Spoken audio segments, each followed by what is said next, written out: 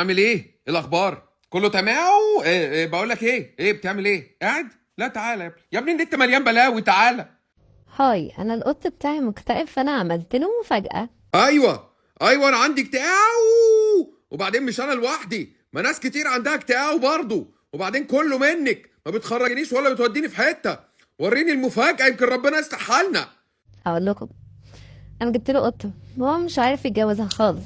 لا حول ولا قوه الا بالله. ليه الفضايح؟ ايه اللي مش عارف؟ لا انا حلو زي الفل، انا زي الفل على فكره. مش راضي ومش عارف ومش عايز، خلاص سابها وبقى بيقعد في حتة تانية. ايوه ما هو كله منك. انا زهدت الدنيا خالص، مش عايز حاجه، انا مش عايز حاجه من حد. ما هو كله منك ومن عماي. في حد يجيب له قط رمله صفرة؟ انت فاكراني عامل محاره؟ انا عايز من التانيه دي اللي هي مريحه.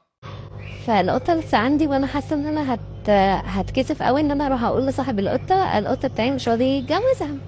بقول لك ايه، ما كفايه فضايح، كفايه فضايح قدام المتابعين. انت عامله فيديو ليه؟ ما تستوري عليا، ربنا يستر عليكي. وبعدين انت عماله تحاولي تطلعي العيب فيا والعيب مش مني. كفايه ان انا ما اخترتش القطه، انتوا غصبتوني على الجوازه دي. يعني ايه يعني؟ فانا حسيت ان انا القط بتاعي مزاجه ما بقاش فايق، فانا ايه، المزاج ده عندي. ايوه انا اليومين دول مزاجي مش حلو، مش عارف انا.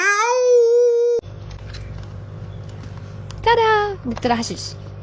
هو مش حشيش بس هو حاجة شبه الحشيش لأن هو بيعمل دماغ. ايه الحلاوه دي؟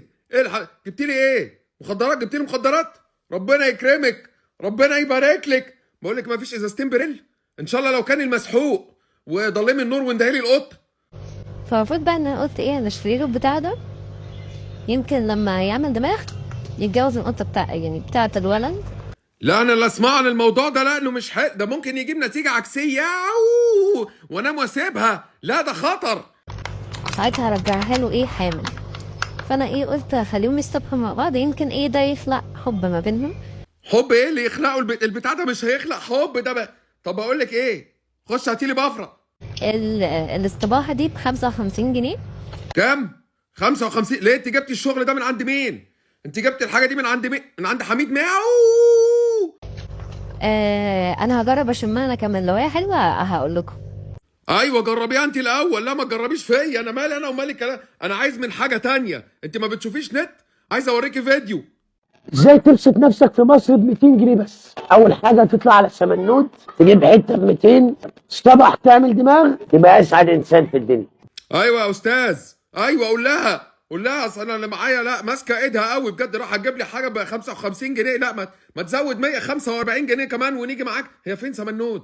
فين سمنود واحنا نيجي؟ انا ما تاخدني اعيش معاك. لا انا مش هقدر اعيش معاها.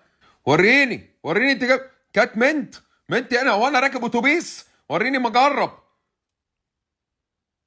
لا الحاجه دي مش تمام.